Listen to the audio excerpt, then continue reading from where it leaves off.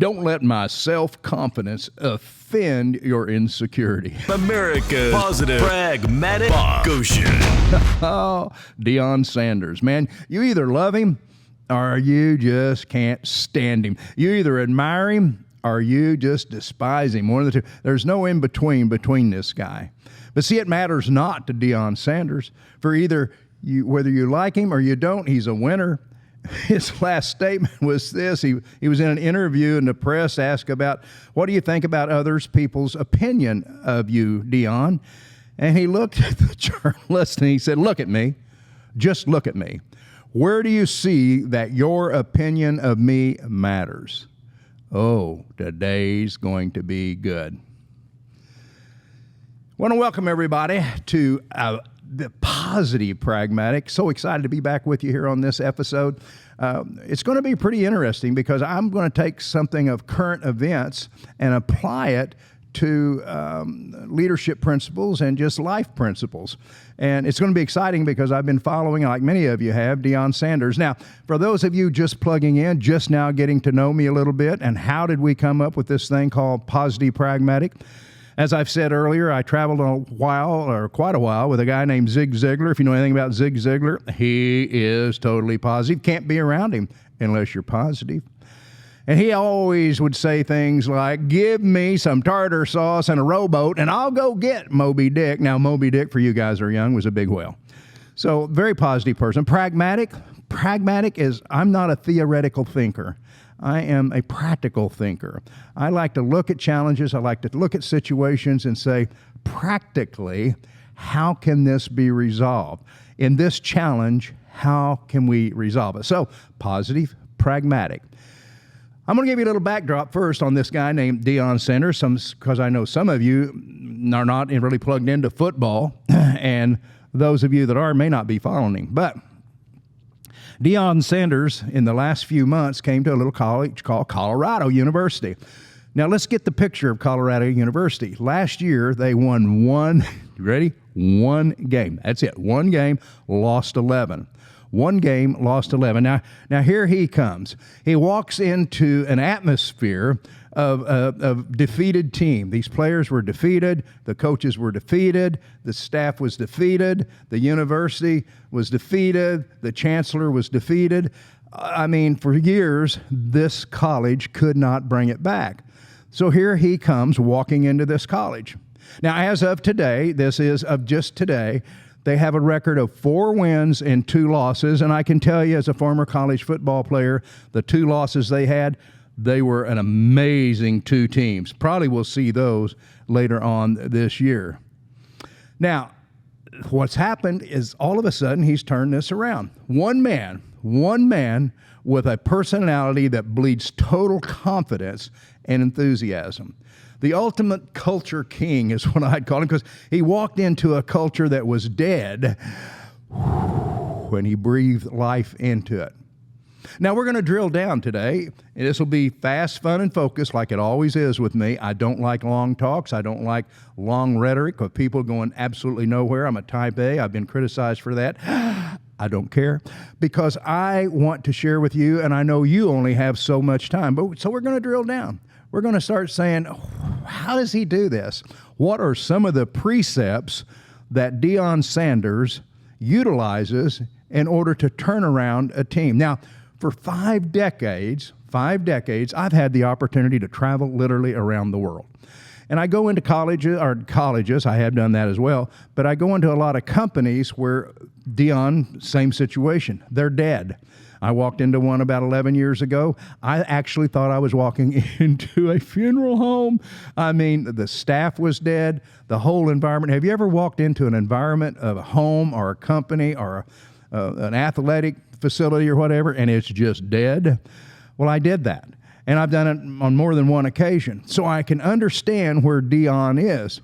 I'm going to share the precepts and the essentials for growth that he utilized, and how really it's the same ones that I utilize, and it was so refreshing to me to see that these precepts worked. So today I'm going to ask you, athletic coaches, I'm going to ask you CEOs of organizations, hey, pastor, I'm talking to you also, anybody that's in charge of an organization, to give me a heads up because you're going to love this information. There's so much noise right now on social media about creating leadership and the how-tos, and we do this and we do that, and I've never seen so many experts in a short period of time. I've never heard so many people say, I have all the answers. Well, after 5 decades, I've broken it down really to 3 words. 3 words I think that you can incorporate in, I don't think, 3 words I know if you incorporate into your organization, you're going to see amazing results. Those 3 words are simply this: vision, values, and voice. Vision, values, and voice. I want you to sit back right now. As a matter of fact, if you got a pen and paper, it's a good time to get it out. Get out your pen and get your paper because you're going to need it in a little bit anyway. And I want you to write down, what is my vision? What is my define your vision. Define it. What is it? Where do you see the future in your marriage? Where do you see the future in your home? Where do you see your future in your business? Define it. What is that vision? If not, if you don't have a vision, you're just going to be wandering in and out, and things are not going to be coming together. What is your vision? Number 2, articulate that vision. Articulate that vision. Over and over and over, keep telling yourself, number 1, because see, if you don't have confidence in yourself, you're not going to sell it to anybody else. Not a client, not a customer, not a family member. You have to articulate that vision. You have to articulate it to everyone. You got to articulate it as far as your employees. You've got to do it every day. You got to repeat that vision to your team every day. Every day, whether it's getting together in small meetings with some of your upper staff or management, whether it's getting to group with all the employees together, where you're doing maybe a town hall meeting, articulate that vision. Articulate it. Articulate it to a point that they can repeat it back to you. What's your vision? The vision is so powerful. You know, I've said it before. I think it's worth mentioning again because I believe that repetition is the mother of all skills. And right now, let me repeat a few things. Martin Luther King didn't have a strategic plan. No. He said, I have a dream. What is a dream? A dream is a vision. And what did he do? He articulated that vision. What did it do? It took a group of people, and they haven't stopped yet as far as working for equality. The vision is so important. Walt Disney, I love Walt Disney. He made this statement. He said, this whole thing started with a mouse and a vision, my dream. I mean, when you look at the companies and organizations and people, I love this statement. In order to carry out a positive action, you must have a positive vision. That's Dalai Lama. Articulate your vision. What are you saying about your future? What are you speaking about your future? I've had times in my life where I'll go in and I'll speak at organizations. After it's over, people come up and go, oh, that was so good. That was so good. I appreciate it. Man, I tell you, everything that you said, I hope will come together. And, I really believe that too. But, and I just hear these words, and I hear words of doubt. I don't hear words of faith. I don't hear words of, I'm going to make this happen. It's not a matter if it's going to happen. It's going to happen. Now, the timing may be askew, but we're going to make this happen. Words have such power. Moses, he and I were good friends. Moses, when he had all these children of Israel, they were going through the wilderness, okay? Get this picture. Every place they would go, they would complain, oh, we're going to die. Oh, we're going to die. We're not going to make it. We're not going to live. Oh, we're going to die. We don't have any food. Well, God made sure Moses gave them food. He made sure they had clothes, made sure they had water. They made sure they were protected from the sun, protected from all animals. They were protected, but they kept saying, we're going to die. We're going to die. Now, listen to this. Power of the words. Power of the word. It says in the Bible that eventually God says this. Ready? Listen. Those words you have spoken unto me today shall happen. Your carcasses will remain in the wilderness. Oh, wow. Wow, wow, wow, wow, wow. It's time for a wow, wow, wow, wow. Edit, edit, edit, edit. Will remain in the wilderness. Life or death is in the power of the tongue. Without a vision, we've heard the people perish, and they do. So that's how powerful a vision is. A vision, to me, is kind of a dream with big, snarly teeth. My entire life, I've been a dreamer. I've always had a vision. My wife and I had an opportunity to lose everything that we had in the mid-'70s. I put my wife in a pickup truck, and we went driving around Tulsa, Oklahoma, looking at mansions. Ow, man, what an idiot. As a matter of fact, some of my friends thought I was an idiot. I got involved in a business, and people thought I was an idiot. Anytime you're a dreamer, you're going to challenge the mindset of non-dreamers. See, there's a lot of people, they don't have a dream. They put it on their closet shelf 30 years ago, and it's just collecting dust. So their insecurity, you go brrr, and you rattle them.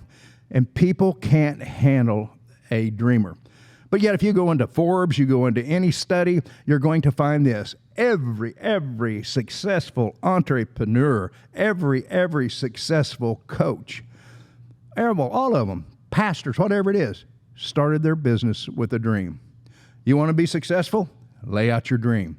Coach, hey coach, what's the dream for your team? Oh, that's pretty good, the dream team. What is it? You know, do you bring your team together and you energize them by sharing the vision? Guys, we're going to be good. We're not going to be good. We're going to be great. And they make a mistake. Do you criticize them, or do you say correct them, which is a big difference, and pat them on the shoulder and say, we're going to make this happen. We're going to make this happen. How are you sharing with your team? Hey, coach, what is it? What are you driving with that team? Pastor, what are you saying? What are you saying? Let's say not only to the congregation, but what are you saying to your staff?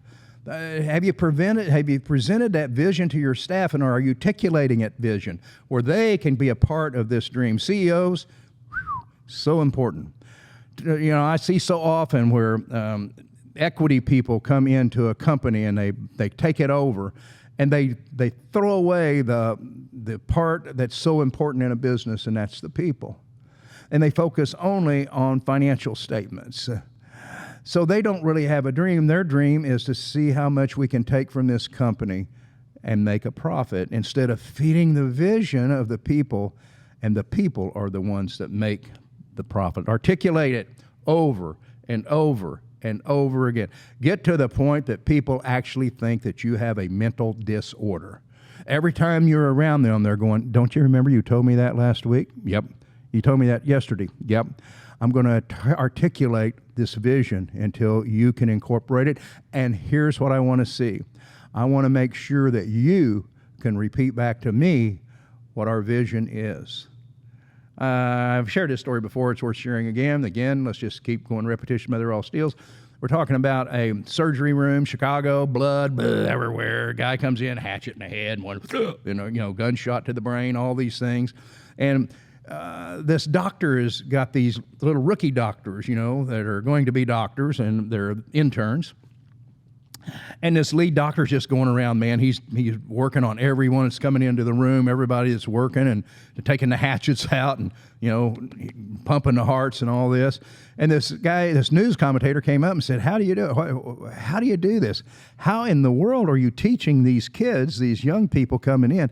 How are you teaching them how to do what you're doing?" He says, "Well, I've got a real easy philosophy: see one, do one, teach one. That's it. See one, do one, teach one." What do you mean? They're going to see me do a procedure, okay? They're going to see it, then they're going to do that procedure, but they will never have the procedure down until they can teach it. Think about those words as we move forward. Think about it, how they can help you in your organizations. A lot of times you'll go in, you'll say a lot of great things to people. You're on the platform, hey, rah, rah, you leave, and nothing really happens. I mean, everybody, they could have got a warm shower and had just as much. But until they can actually do what you have shared, they didn't catch it. So see it, do it, teach it. Values. Take time to establish your values. Recently, I had the opportunity to help create a company, and first thing we did was establish the values, because here's my belief. If you don't have values that you can put in front of you at all times, then your chances of survival are not going to be good. Our values are this: authentic, compassionate, humble, vibrant, and disruptive. Those were not written by the three of us who started this company. We actually went to a PR company. A PR company sat down with each one of us. They interviewed each one of us. They interviewed us as a group. They came back and they said, these are your, what am I saying? I lost my values. Thank you. These are your values. Surround yourself with a team that can live the values, duplicate them in onboarding of people. See, values, once you have them, you hire by your values. In other words, anybody that's coming into your environment, one of the biggest destructive things is to bring people into your environment that will not be consistent with the values of your organization, especially you, the head of those organizations. So hire by the values. You promote by the values. The reason you're promoting someone is because they're staying on track with those values. You pay by those values. You increase their salary because they are living those values. And here's the sad thing. Those values can also help you eliminate people and fire people, because if they can't stay within the parameters or those boundaries of your values, they will do nothing but disrupt the growth of your organization. You must be redundant, like I said, and people got to think that you have a brain disorder because you're always talking about the vision and the values. Then here's the final V as we begin to wrap up. I sound like a Baptist pastor in closing, which means they have 30 more minutes. One voice, one voice. We have our visions, we have our values. Why are we putting these together? Your organization will never, ever really thrive until you're all in the same sandbox. Ooh. I got that from a person in HR. I was contacting them a few months ago, visiting with them. And I said, what's some of your challenges? And she said, just getting everybody in the same sandbox, getting everybody to get along. Well, folks, if your values are there, if your vision is there, you can put them in that sandbox. See, the whole key behind this is to make sure everyone is on the same page, the same thoughts, the same words, everything's duplicated in your organization. And those that can't do that, you have to go ahead and eliminate. In order to make all this come together, you simply have to think of your organization like a greenhouse. How's that? My wife loves to plant. In order to plant a greenhouse, you have to have the right temperature, you've got to have the right light, the right watering, all those things have to be together. So it is with you and your organization, okay? Temperature, watering, all that is you. It's your attitude, it's your inspiration with the people, it's your vision with the people. Those are the consistent things that you have to have in order to grow plants. Same thing with people. Pastor, if you're not seeing growth, you need to ask yourself, which one of the V's am I missing? CEO, you got a challenge?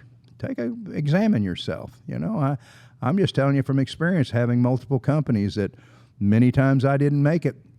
I might have succeeded on the beginning, but as I progressed, it didn't come out too well because I eliminated the values and what we establish.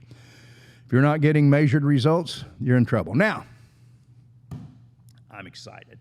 Why? We started with Deion Sanders. Let's end with Deion Sanders. Did he come with a vision to Colorado? Oh, go back and study him. Take a good look. See what he said at the very beginning. I'm coming. I'm coming. I'm coming, right? Over and over and over. Does he continually articulate it? Follow him on social media. Every team meeting, he's articulating his vision. He's articulating his values. His values are set at the very beginning. His values are to encourage and help young boys become great men. His values are teaching young boys how to handle and respect ladies and women. He's got those values in place. He's got his vision out there. Does he now have his players and coaches moving in one voice? I don't think there's any argument. I don't think there's any argument. Now, do they have room to grow? Do they have to be more experienced? Sure. They're going to go through some battles just like all of us do in order to get better. But he has started with those 3 V's. And if he'll stay in those 3 V's, he's going to do quite well. Just follow him and you'll see. Been a great day here. I want you to remember this. People will always, always remember your touch longer than they'll ever remember your talk. See you later.